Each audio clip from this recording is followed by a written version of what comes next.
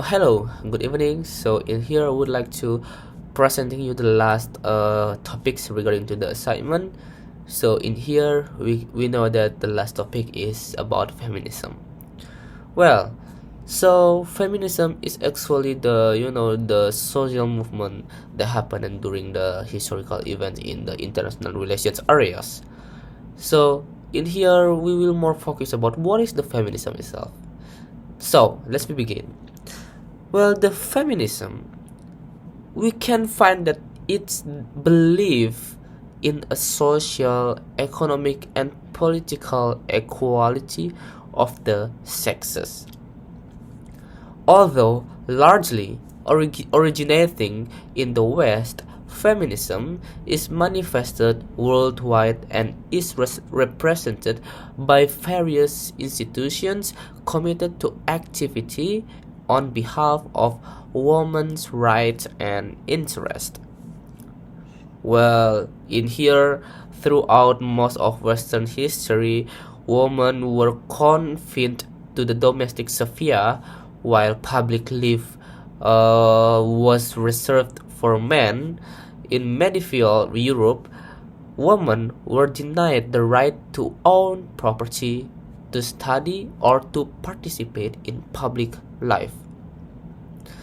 Well, if we talking about bit about history, at the end of the 19th century in France, they were still compelled to cover their hands in public, and in parts of Germany, well, a husband still had the right to sell his wife. It's really crazy, right?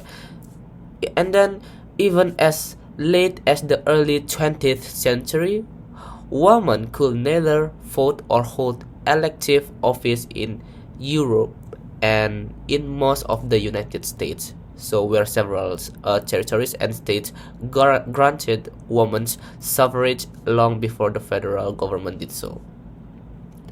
Well, women were prevented from conducting business without a male representative, be it father, brother, husband, legal agent, or even son.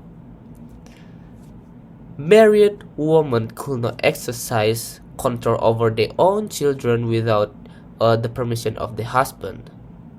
Well, moreover, women had a little or no access to education and were barred from most professions.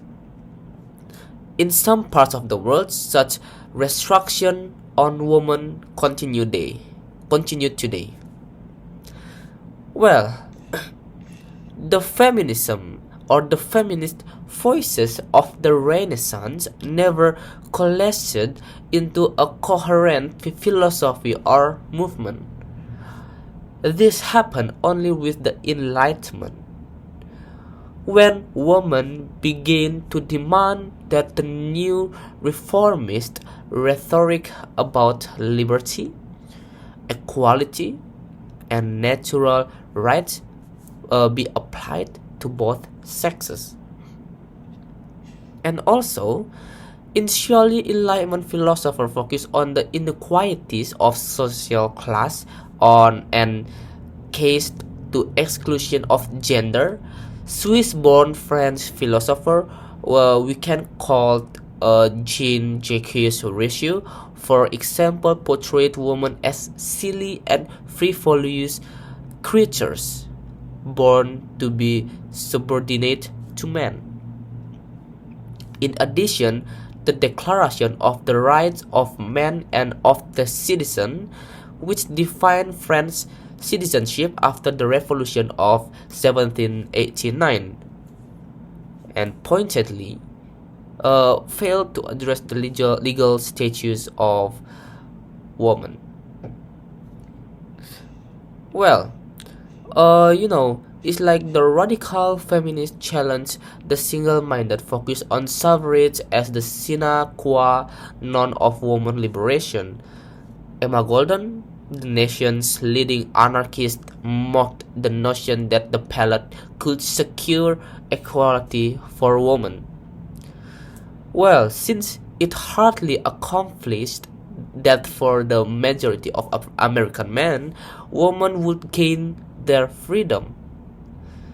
Well, she said only by refusing the right to anyone over her body, by refusing to be a servant to God or the state, society, the husband, the family, etc., by making her life simpler but deeper and richer.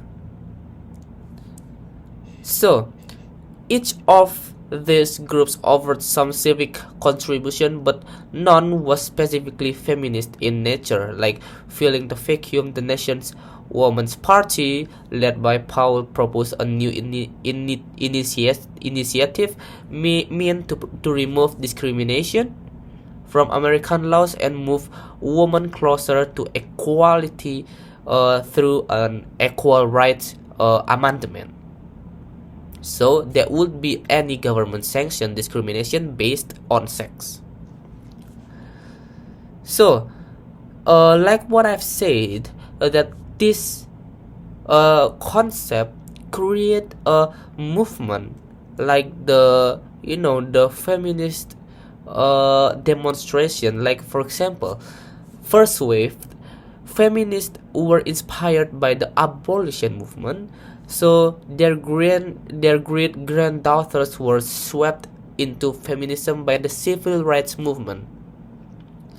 And also the attendant discussion of the principle such as equality and justice, and also the revolutionary ferment caused by protests against the Vietnam War and the women's movement of the 1960s and 70s.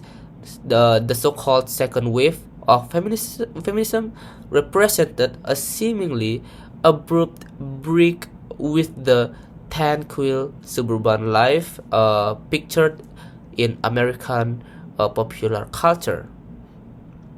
So, yet the roots of the new rebellion were buried in the frustration of college education mothers whose discontent impelled their daughter in a new direction.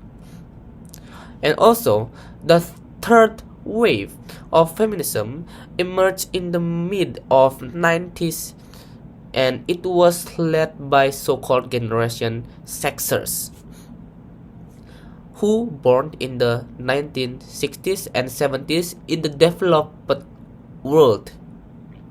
So came of age in a media saturated and culturally and economically diverse milieu, although they benefited significantly from the legal rights and protection that had been obtained by the first and the second wave of the feminism or feminist, that they also critiqued the position and what they felt was unfinished.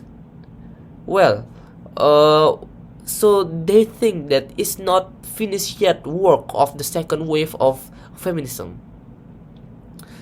The third wave was made possible by the greater economic and professional power and status achieved by women of the second wave, like the massive revolution or the massive expansion in opportunities for the dissemination of ideas created by the information revolution of the late 20th century.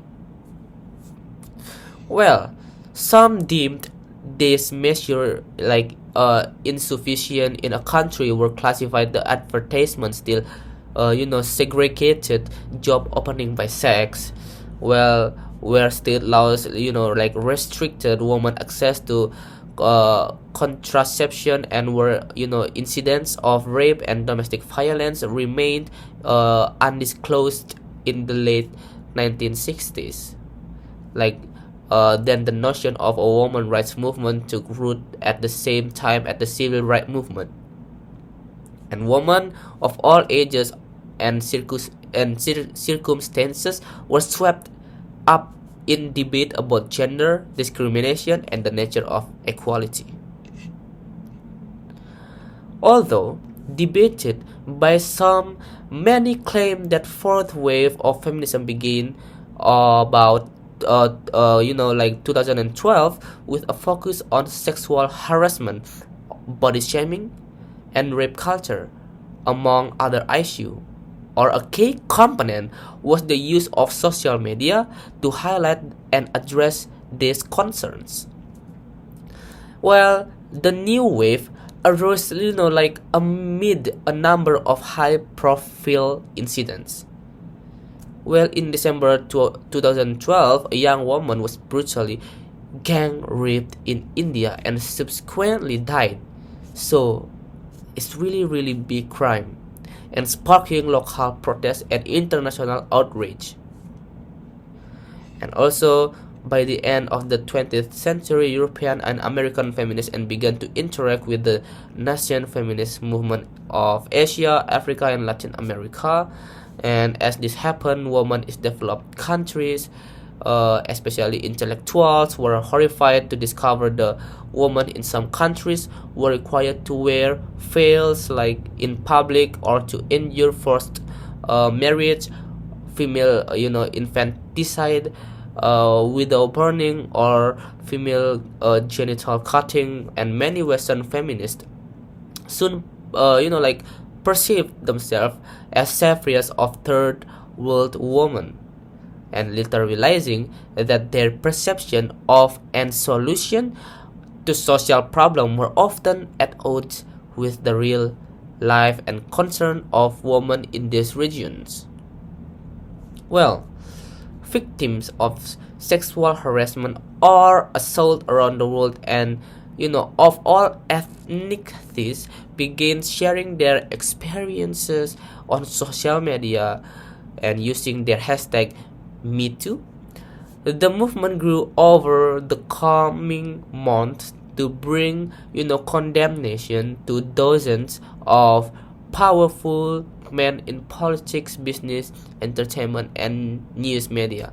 So by the concept of the feminism, we know that the women have equal rights like the men, and they can do like what men can do. So basically, in this video, we will understand that the access of the woman should be equal like for example for the men.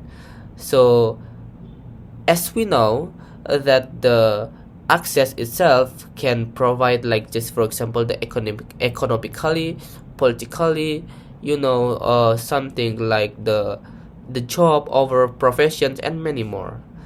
And also by this vlog we know that woman and man is equal about gender and sexes. So that's all about my vlog, and thank you for listening. Have a nice day.